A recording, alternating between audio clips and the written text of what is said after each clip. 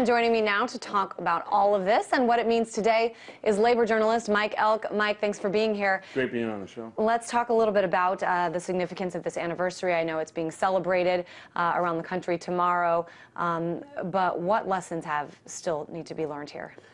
I guess, a lot of lessons. What I found most interesting about that right there is that, you brought up the point that the UAW was formed the year before. But the struggle to organize those auto plants had been going on for the better part of a decade. And in that one moment, they were able to come together. And I think the big lesson for labor leaders is we hear a lot of talk about, I guess organizing is characterized by PowerPoints and one-year strategies. And there's never this big long-term picture of, it might take 10, 13 years to organize a couple hundred workers.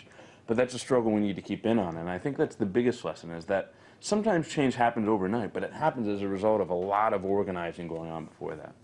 I want to put up a headline that was in a newspaper, and this is what it says. It says, Caterpillar lays off locked out Canadian workers, moves jobs to low-wage Indiana. I mean, this is really interesting because becoming a right-to-work state, the article also asks, could Indiana be the new Mexico? Talk a little bit about what is going on right now in terms of this sort of dismantling of rights. So Caterpillar is a company that makes locomotives in London, Ontario, as well as a lot of other places. The workers in London, Ontario were making about $30 an hour, and the company wanted them to cut their wages in half. I mean, imagine if somebody comes and asks you to cut your income in half. That's a life-changing experience. They asked them to cut their wages in half. They locked the workers out. And then they decided that they were going to move the work to right-to-work Indiana for half the wages. And, they put out advertisements for managers that were experienced in union avoidance and union-free cultures.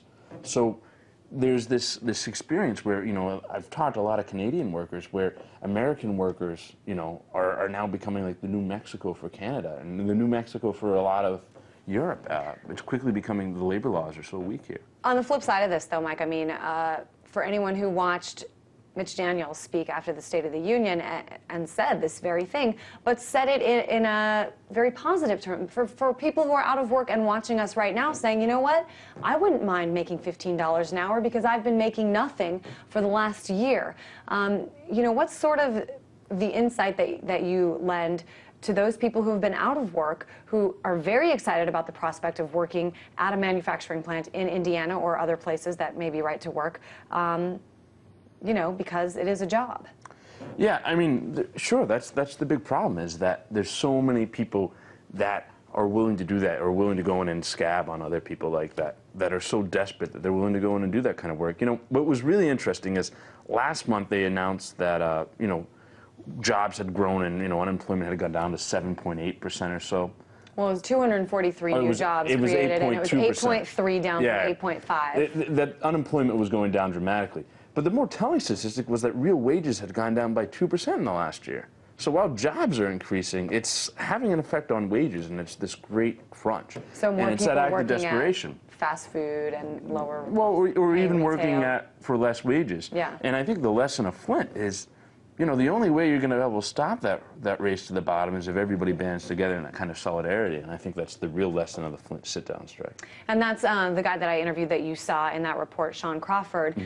Really interesting because he has so many ties to the Flint sit-down strike. And he today is a member of the United Auto Workers Union, works, long days on the assembly line. And he said that one of the problems that he sees is he doesn't see that kind of solidarity happening today because of what you call, the desperation that we see. And, what's it going to take for that kind of same cohesiveness to happen again in the large numbers that we saw 75 years ago? Well, I think it's already starting to happen. I think that's the great thing about Occupy, is that, it's sort of like a training camp, and people sort of come together and they've learned that, people collectively can take action, and it can really start changing the dialogue. But in the last couple of weeks, there's been a number of organizing victories at Cablevision in New York, GE in Kansas City, and the big common denomination seems that folks are just at a point where they've had enough, where they can't cut their budgets anymore. They can't cut their wages in half anymore. They can't do that, and folks, I think, are starting to fight back because of that. But what about, what we're seeing right now, 2012 is going to be a big year, especially as, I was at CPAC yesterday, a lot of talk about the different ideas that Republicans and Democrats have about unions, and, this is going to be on the forefront of discussion for the next few months. right to work versus non-right to work states, you know, what needs to happen just now?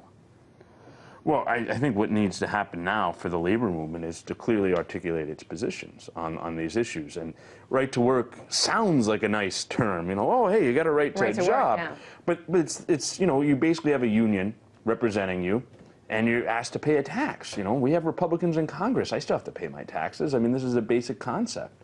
So it sounds like a nice phrase, and it's going to be batted around. But, you know, what I found really interesting was that Mitch Daniels, in his response to the State of the Union, didn't mention the right to work legislation, even though there were protesters outside of the building where he was speaking. He didn't mention that at all. And so the attack on workers, even if you look at the coverage Indiana got compared to Wisconsin and other things, is slowly diminishing as everybody gets into this horse race of politics. And it's really quite scary. When you look around in your coverage and the work that you've done, what are the states that you see that are the most promising in terms of making headway on this? God, it's pretty bad all over. Yeah.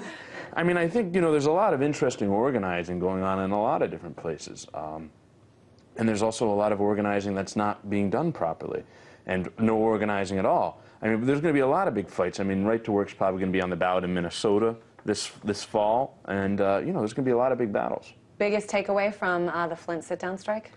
I think the biggest takeaway is that, you know, Occupy is great in a lot of ways. It makes a political message. But in order to really hurt companies, you have to hurt their profits. And that's what the Flint sit-down strike was able to do. And I was talking to an Occupy member who a couple guys got inspired to go into a call center, and they decided to get hired there just to unionize it. And until, you know, you move beyond just political messaging and to actually hurting somebody's bottom line through organizing and going on strike, you're not really going to make much headway in terms of changing things. Yeah, I thought it was really interesting. They targeted 2 factories that made, you know, a certain part that was not made anywhere else. And when that part's not made, everything stops. So yeah. Interesting stuff. A little history for this Friday. Labor journalist Mike Elk, always good to have you. Thanks so much.